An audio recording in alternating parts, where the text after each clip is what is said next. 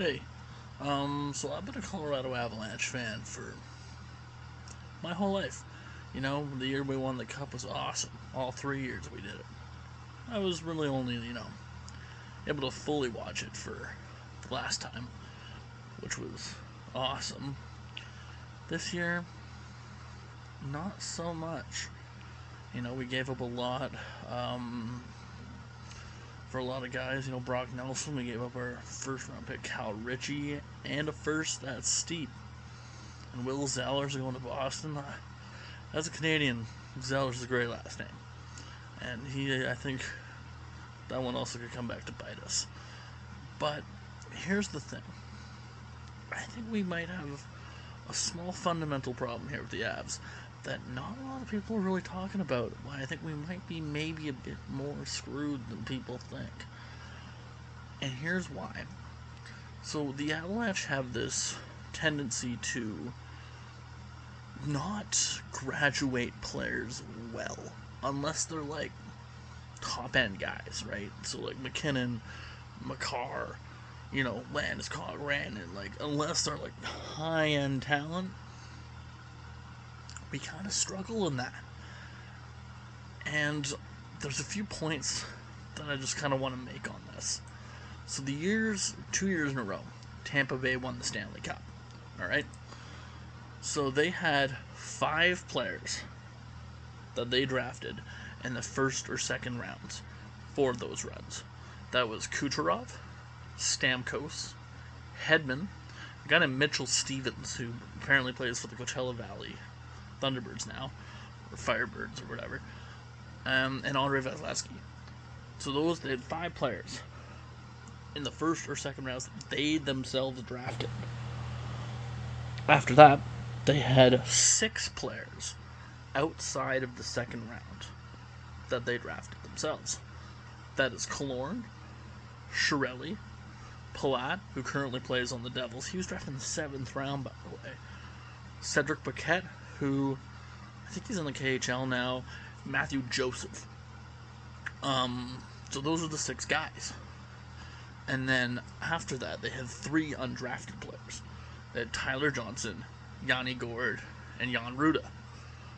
The reason why I bring that up is because if we go to Colorado's roster this year, for this run, we had,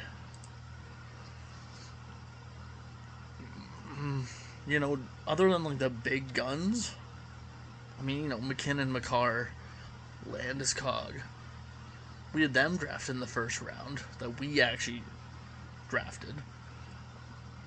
Outside of that, big goose egg. And so I dug a little bit further, alright? And here's where it doesn't look super great for us. So we drafted Cale Makar in 2017, alright? Not bad, a few years ago now. After that, 2018, we drafted Martin Kaut in the first round. Didn't really work out. I don't know where he is now, but not in the NHL. Third round of that same year, we drafted both Justus Annunen and Sampo Ranta, both not with us anymore.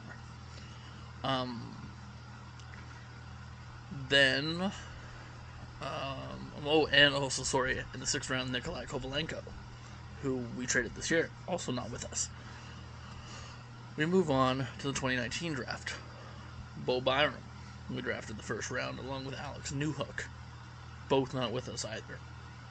Second round, we drafted Drew Hellison. We traded him in the Josh Manson trade, so he not with us. Third round, we actually drafted Matt Steinberg, who we still have. He's played about 8 games in the NHL.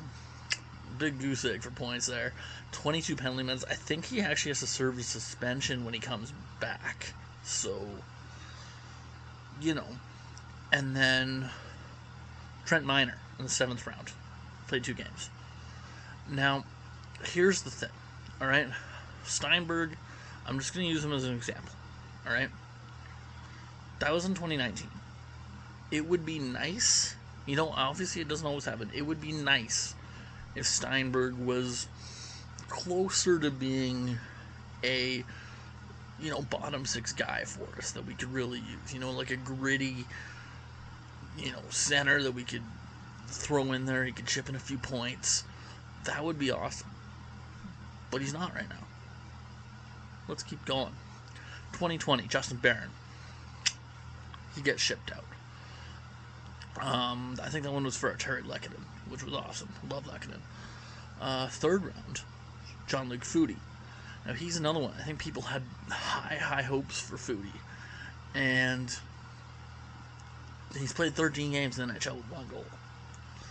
And again, it's one of those things where this guy's been in the AHL for a few years. It seems to not be able to progress.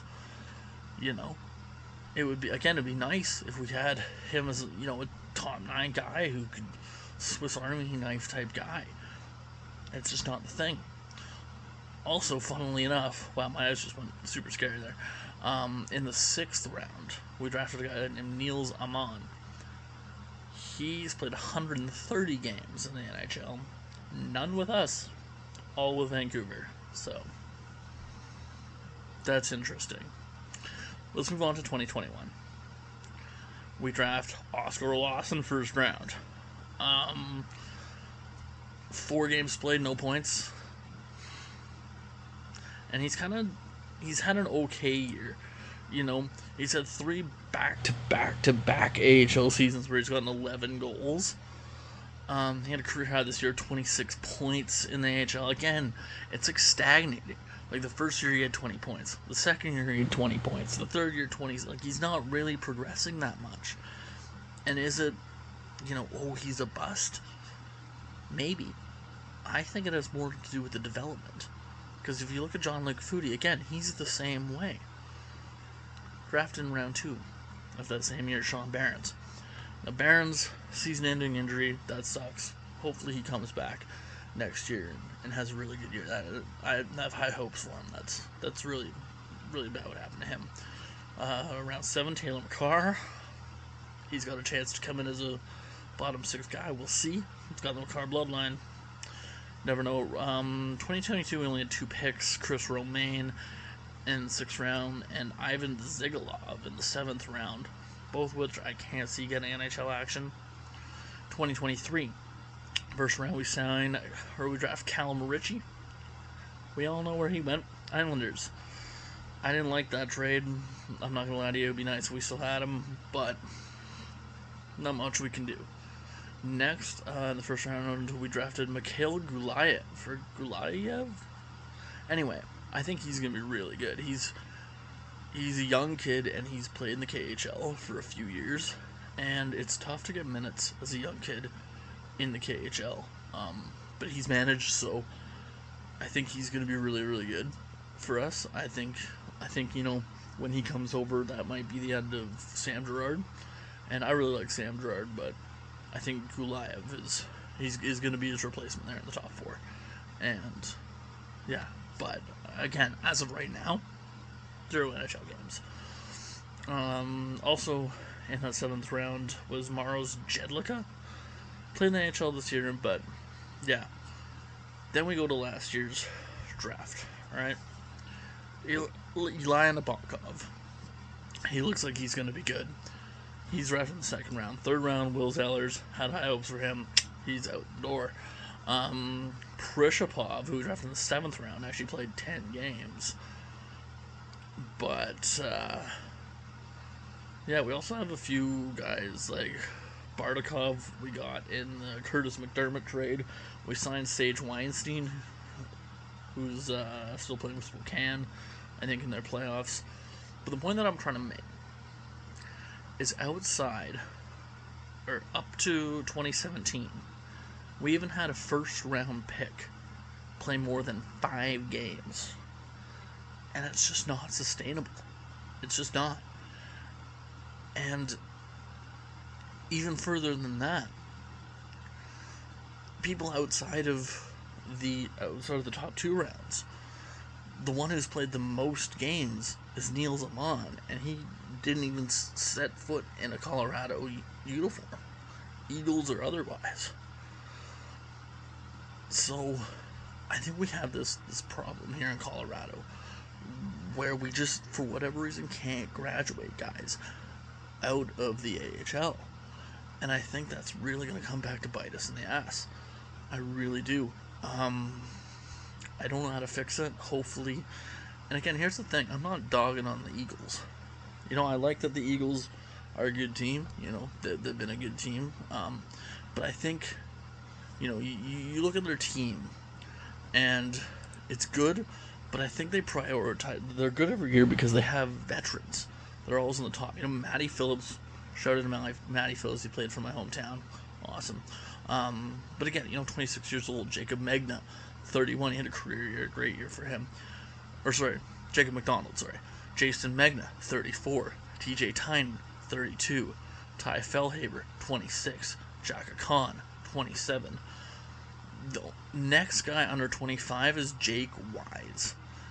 And he only had 35 points in 56 games. Underneath that, the next was a Lawson at 21 years old who had 26 points. You see what I mean? It's. I feel like our AHL team prioritizes the older guys, and it's good for winning, not great for player development. Another guy that I want to talk about, it's getting kind of long, but is Ivan. Ivan is a guy that I think should have stayed on Colorado. You know, I mean, he had decent junior numbers. We signed him, he had a really good year in the AHL, putting up 31 points in 67 games. And then he works really, really hard at a camp, and he makes the team.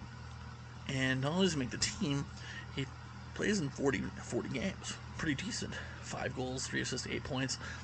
Not huge production, but decent for a bottom line guy. You know, he's on pace for 10 goals, 16 points.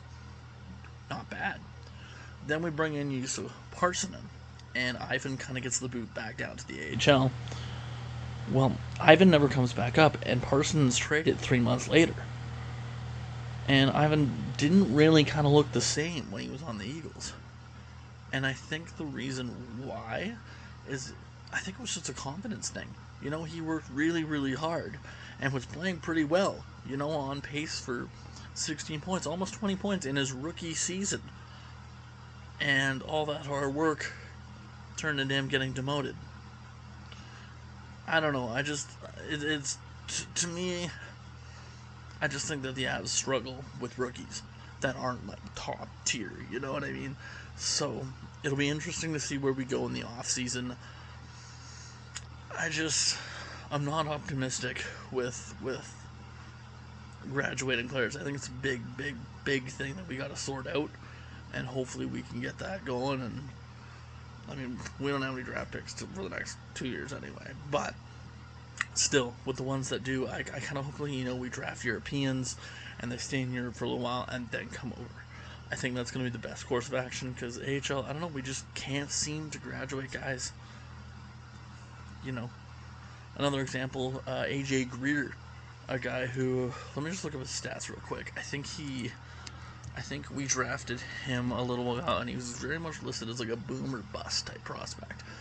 Yeah, and he was played in San Antonio for 2 years, played in the Eagles for 2 years, couldn't really graduate out, and now he's on the Panthers playing in the playoffs for him. Had 17 points this year, 130 penalty minutes, but 17 points, good bottom 6 guy. Wouldn't that have been nice, you know?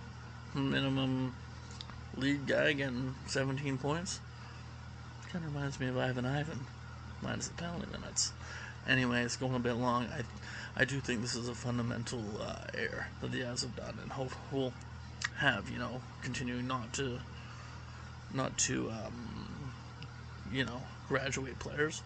But I really hope it's something that they can fix and improve on. We'll be right back at the top. Go Avs.